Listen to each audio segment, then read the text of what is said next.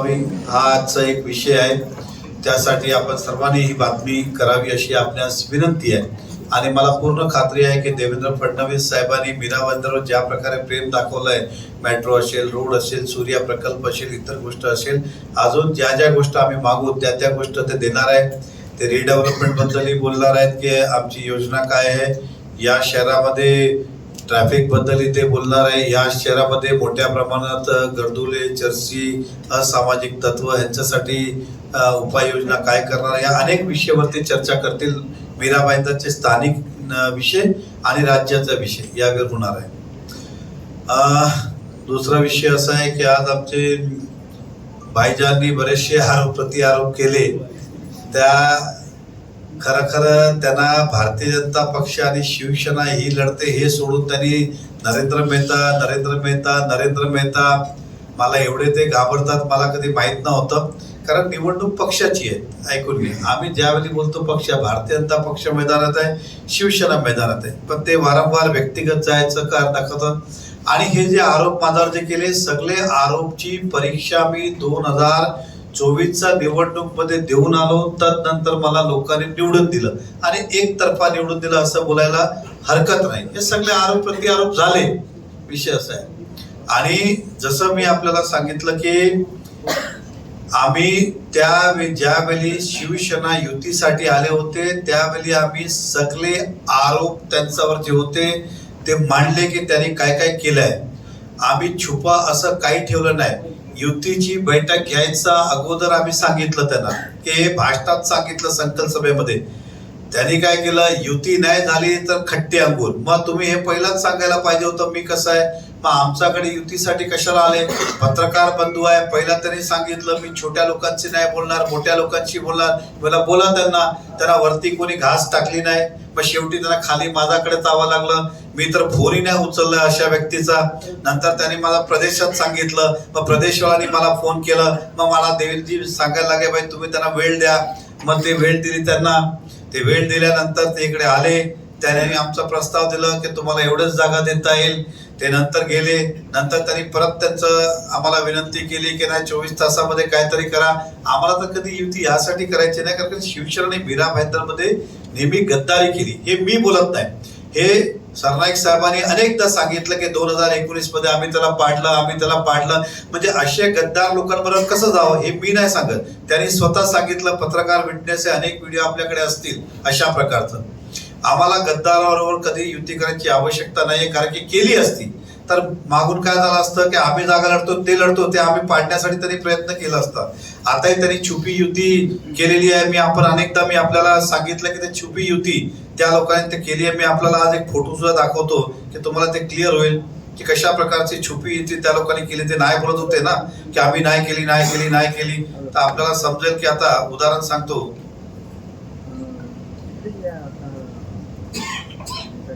प्रतिभा पाटील हे एकत्र प्रचार करतात आहे. आता शिवसेना आणि काँग्रेसचा काय संबंध आहे, एकत्र प्रचारला चालले. आणि हे एकत्र रॅली सुद्धा चालू आहे त्यांची. माझ्याकडे हे सुद्धा फोटो आहे. म्हणजे तुम्ही भाईजान आहे, आम्ही काय चुकीचं सांगितलं का छुपी युती.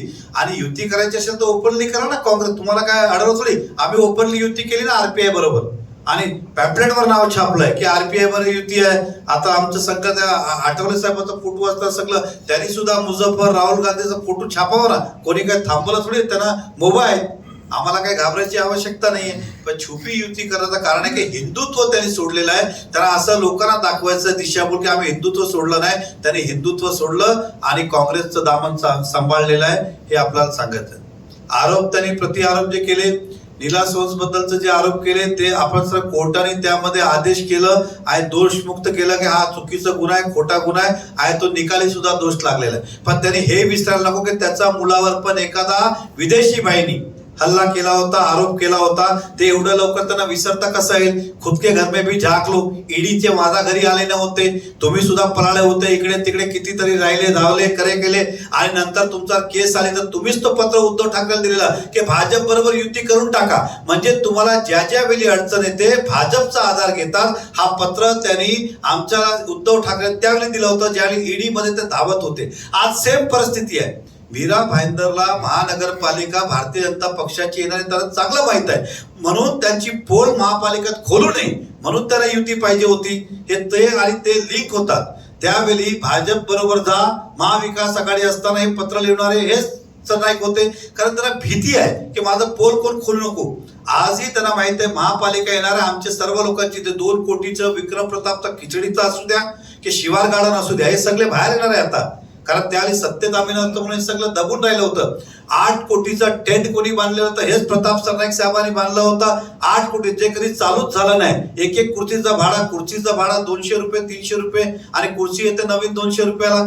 अशा प्रकारचे अनेक घोटाळे येणाऱ्या काळात आम्ही बाहेर काढणार आहोत. आणि त्यापेक्षाही महत्वाचं जे बोलतात जमीन घडी घडी 7-12.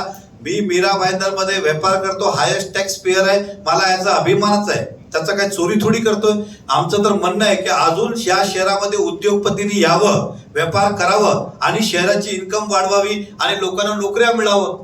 आम्ही तर अजूनही आज डिमांड करतोय की अजून कोणी उद्योगपती असेल तर या प्रत्येक राज्य विचार करतो की उद्योग या शहरात यावं. आम्ही उद्योगच करतोय, कोणाचा काही बळकत आहे. पण तुम्ही काय केलंय, पदाचा दुरुपयोग केलं. सरकारी जमीन महाविकास आघाडी असताना व्यायामच्या नावाने आपण जागा घेतलेली आहे. 8,000 मीटर त्याची मार्केट व्हॅल्यू आहे करीबन 60 ते 80 कोटीचा मध्ये. किती? 60 ते 80 करोड. आता मला सांगायचंय ती जागा तुम्हाला 3 कोटी मध्ये कशी भेटली? ही मार्केट व्हॅल्यू. सरकारी व्हॅल्यू किती आहे? तर साधारण अंदाजे 25 कोटी. किती? 25 ते 30 कोटी. RR रेडी रेकनर ज्याला आपण बोलतो सरकारी किंमत. मार्केट व्हॅल्यू किती? 80 कोटी. आपण आता एका मिनिटासाठी गृहीत धरू त्याने आपला पदावर गेलं, परंतु स्टॅम्प ड्युटी तुम्हाला 25 कोटीवरच लागते. तुम्ही 3 कोटीवर भरली. पार्थ दोषी आहे तर तुम्ही सुद्धा दोषी आहे. कारण की एखादा तुम्हाला जागा म्हणजे मी तुम्हाला फ्लॅट तरी फुकट दिलं, स्टॅम्प ड्युटी पूर्ण लागणार आहे. स्टॅम्प ड्युटी अर्धावर लागत नाही. मी उद्या तुम्हाला 10 रुपयावर बिल्डरने फ्लॅट दिलं तर स्टॅम्प ड्युटी 10 लागणार आहे का? ही जागा 3 कोटीला तरी तुम्हाला दिली असेल तर तुम्ही स्टॅम्प ड्युटीचा गफन कितीचा केला आहे? 30 करोडचा आहे. मार्केट व्हॅल्यू 80 करोड आहे. म्हणजे 80 करोडची स्टॅम्प ड्युटी किती होते ते विचारा. म्हणजे स्टॅम्प ड्युटीच्या किमतीत तुम्ही खाली जागा घेतली आणि व्याग तुमचंच आहे ना, दुसराचं काय? एवढंच नाही, आज माझ्याकडे तो पेपर नाहीये, अजून 2 एकर जमीन तहसीलदाराने प्रस्ताव पाठवला त्याच वेळी अजून 2 एकर जमीन अजून त्यांच्या संस्थाला पाहिजे. अशा प्रकारचा तुम्ही जड हडपायचं काम करतात आणि आरोप आमच्यावर करतात. वा रे वा. आज सनटेक हॉस्पिटल तुमच्या समोर आहे. 2020 ला ओपनिंग झाला. अख्खी महापालिकेची जागा एवढी मोठी एका बिल्डरला विकून टाकली. बदल्यात काय सांगलं? हॉस्पिटल देणार. मग तुम्हीच त्याला पत्र दिलं की हे हॉस्पिटल बांधू नका, म्हणजे तुम्हीच उद्घाटन करतात. आम्ही तर त्यावेळी आंदोलन केलं की हा शहर हिताचा नाहीये, तुम्ही त्यामध्ये केलं. तुमचा भ्रष्टाचार होता, तुमचं देवणघेवण पूर्ण झालं नव्हतं म्हणून तुम्ही हॉस्पिटलचं काम थांबवलं. मग देवणघेवण पूर्ण झालं, हॉस्पिटल चालू झाला आणि ते खरं त्यांचा विरोध आहे. मग आता का शाळेत बसले तर का काम बंद करायला लागत नाही? युडी खाता त्यांच्याकडे, सत्य मंत्री आहे, का बंद करत नाही? ह्याचं मिनिंग असं आहे की तुमचा विषय संपलं, देवणघेवण झालं आणि तुम्ही त्या हॉस्पिटलला परत परवानगी दिली. आता उदाहरण म्हणजे एका मंत्री काय बोलतो, आपलं चेना गावामध्ये आंब्याची मोठ्या प्रमाणात झाडं कत्तल केली आणि तक्रार पोलीस स्टेशन स्वतः देतात की रात्री कोणतरी आला आणि माझ्या जागेत कत्तल करून गेला झाड. म्हणजे तुम्ही विचार करा, एक मंत्री एक आपल्या इकडचे त्यांचा खासगी जागेत झाडं कापून जातो, त्याला ते माहित नाही, तर शहर त्याला दिलं तर काय होईल? त्यांच्या हातात शहर दिलं तर काय होईल? जो आपल्या जागात झाडाचं रक्षण करू शकत नाही तो शहर चालवायला मागतोय, असं तो मराठीत तक्रार देईल की हे चोरी झाला, ते चोरी झाला. काही चोरी झाला नाही, लपून शपून कापले. त्यानंतर त्या जागेला मी शहराच्या नागरिकांना सांगू इच्छितो, त्या जागेला रस्ता नव्हता, पत्रकार सगळे विटनेस आहे, त्याला 37 खाली मॉडिफाय करायला लावलं. त्या जागेवर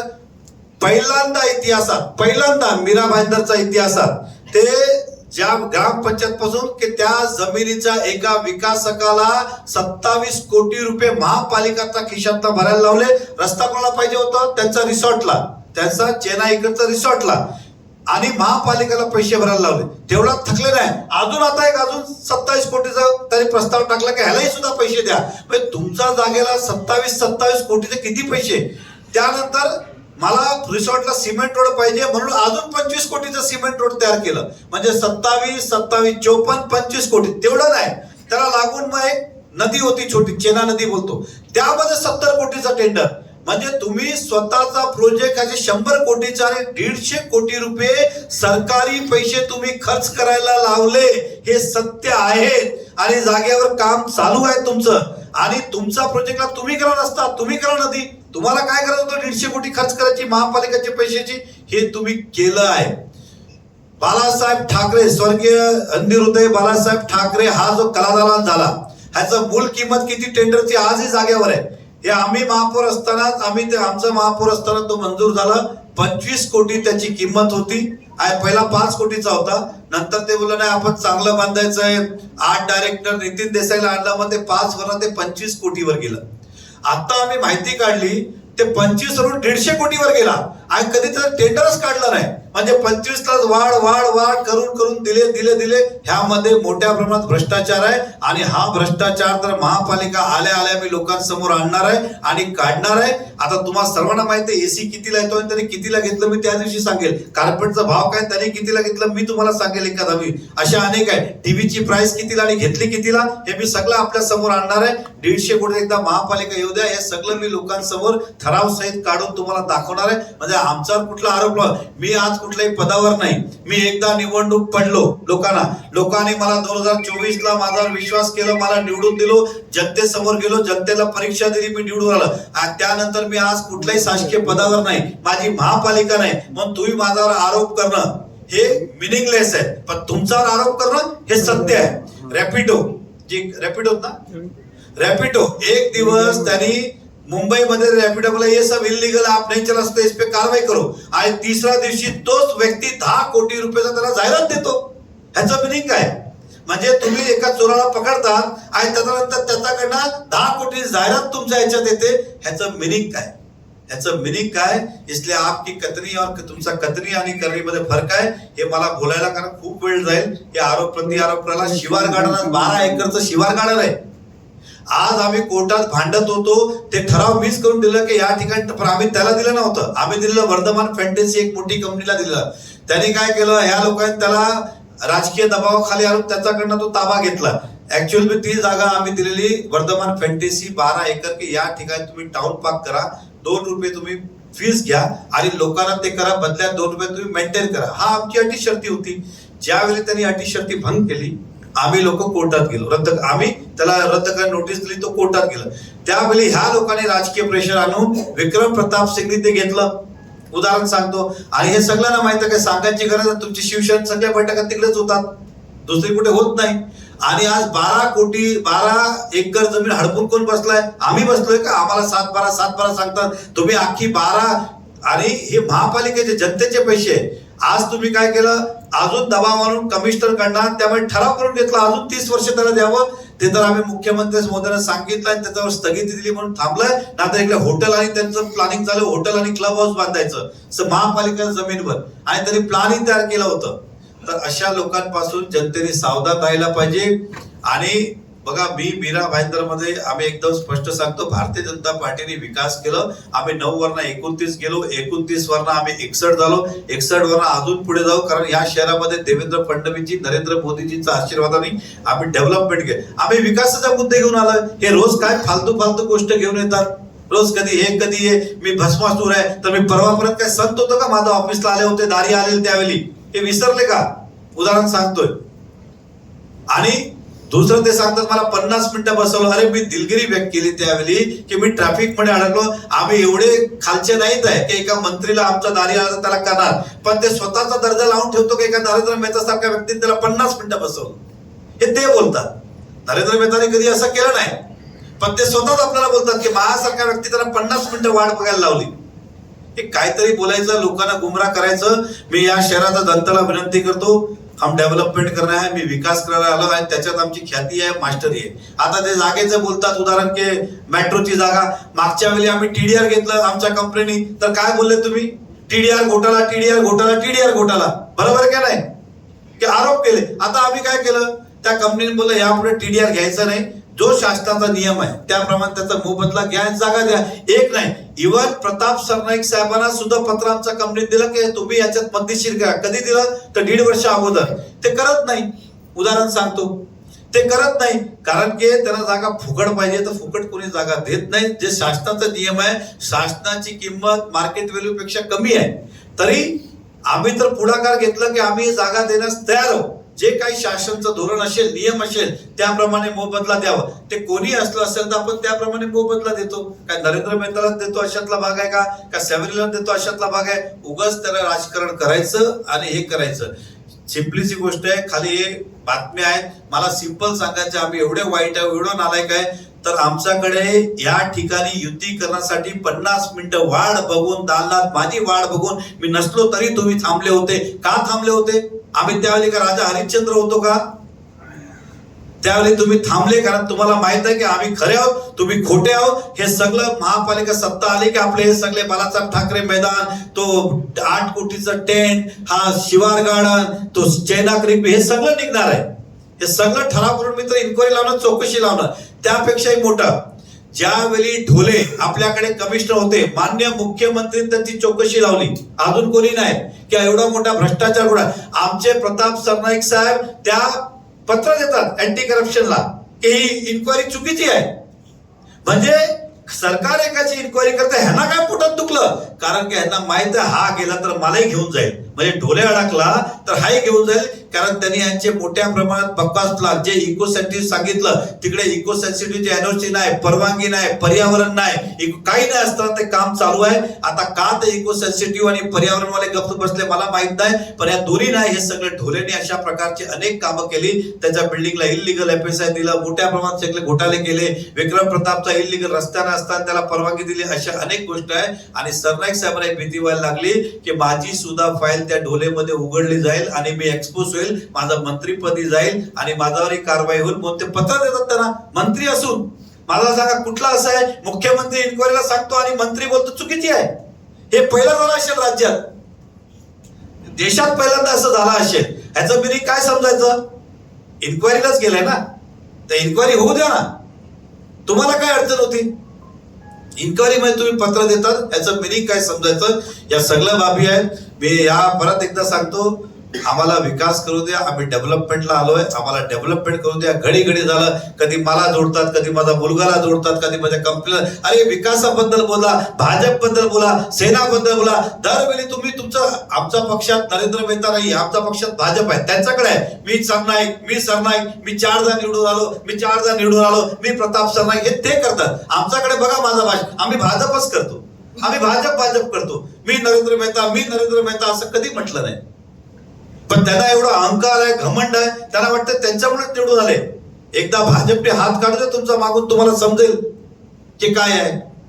तर ह्या मला आज तुम्हाला सर्वांना सांगायचं होतं की त्या सगळ्या फालतू गोष्ट चालू आहे. जनतेने याकडे दुर्लक्ष करावं. आम्ही विकासासाठी आलेलो आहे, आम्हाला डेव्हलपमेंट करू द्या. आणि या टाईमालावर योग्य सगळ्यांचा हिशोब होईल. आम्ही चुका केली असेल तर आम्हालाही चुकाचा भोरावा लागेल. तुम्ही आज व्यक्तिगत आले, टीका टिप्पणी करायला लागले, ही तुमच्याकडनं अपेक्षा नव्हती. तुमच्या घरातली फॅमिली आहे, कुटुंब आहे, तुम्ही काय करतात नाही करतात हे आम्हाला सगळं माहित आहे. पण त्या खालच्या तरावर आम्हाला जायचं नाहीये, कारण हे खालचं राजकारण मला करायचं नाहीये. पण हे कधी आपणही आत्मचिंतन केलं पाहिजे, हेच तुम्हाला मला सांगायचं आहे. तरी सांगा, प्रताप सर शिवसेनेचा वजूदच नाहीये. प्रताप सरनाईक मिशन शिवसेना आहेत का? त्याला अहंकार झालाय, घमंड झालाय की मीच प्रताप सरनाईक. अरे प्रताप सरनाईक हे शिवसेना आहे म्हणून तुम्ही या शिवसेनेने हात काढला ना, तर कुठलंही नसणार. हे शिवसेना आहे म्हणून आम्ही नाही करत. अहंकार झाला त्यांना, प्रताप सरनाईक काय लावलंय. धन्यवाद. सर तुम्ही एक पत्र